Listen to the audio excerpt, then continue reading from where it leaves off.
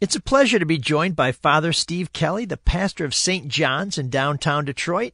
That's the park. That's the parish right by the old ballpark there, Comerica Park. You may have seen that out there. It got the giant lions and everything. Well, on Saturday at 5 o'clock, you're going to see a lot of people out there, and they're not going to be lying. They're going to be hymning. I don't know if that's a verb.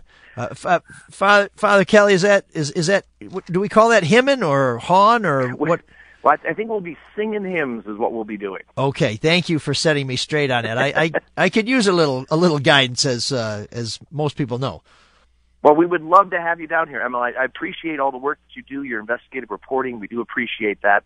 And we're having a great event on Saturday night here at St. John's, 5 o'clock. We're having a community hymn sing. We've invited everybody in the neighborhood and everybody around Metro Detroit to join us for just good old plain fun, to sing some hymns, enjoy each other's company. And then afterwards, you take the program with you, and we've made arrangements with about a dozen restaurants in the area, many of them new, for discounts. So you can go to dinner afterwards or have drinks with your friends afterwards and enjoy the revival of our neighborhood. So a little food for the soul and then some actual food.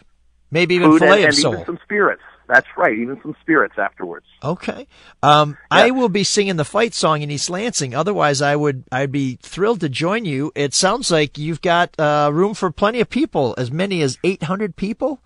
Oh, yes. Well, this building was built in 1861.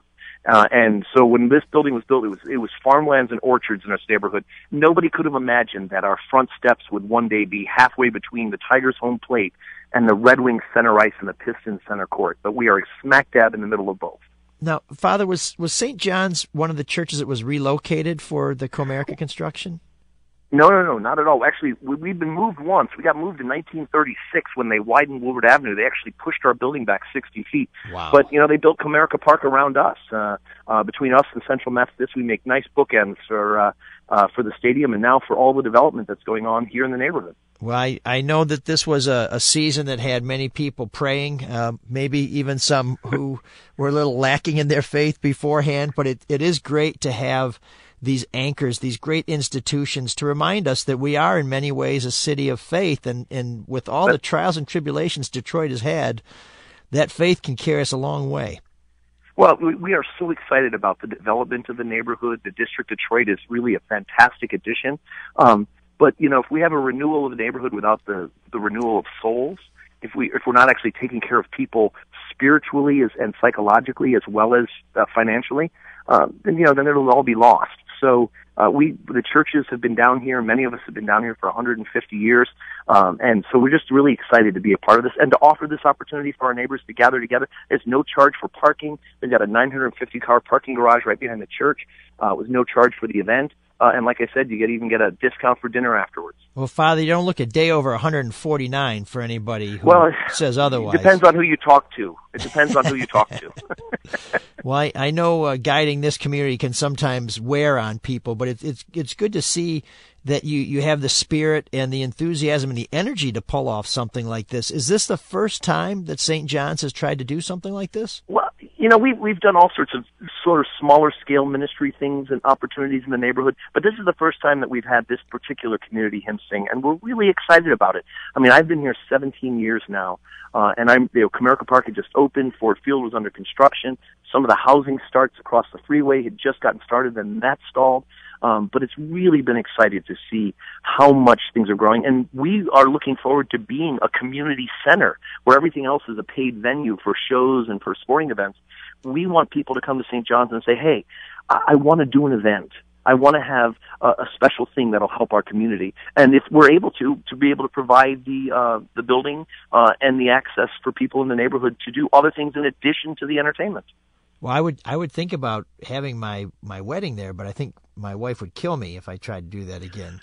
But I think we'd have to sit down, you and I and your wife, and have a chat. Well, I maybe some counsel. Why don't we start with the counseling? But first, we'll let you get the sing on. You say that there are going to be a lot of old favorites, and of course, for those of us who can't carry a tune, there's going to be world class organ music, and your organist, Dr. Hugh Lewis, not Dr. Huey Lewis. No, not Dr. Hugh. Dr. Hugh Lewis he came to St. John's. in 1974 as a young graduate student at the University of Michigan. He is now the organ professor at Hope College in Holland. He drives across the state every weekend to lead our professional choir. We have a 16-person professional choir and really fantastic English cathedral choral music here every Sunday. And they'll all be here for the hymn song as well as everybody else. So you could come, I know you're going to Michigan State that day, but you could come and just sing quietly if you don't feel like you're singing up to speed. But, when you have a lot of people around you singing and singing well, it brings up everybody's quality. You'd be surprised. Well, church is actually the only place I do sing because everybody is so nice they don't tell me to stop. So I appreciate it. Well, there's that whole joyful noise unto the Lord, right?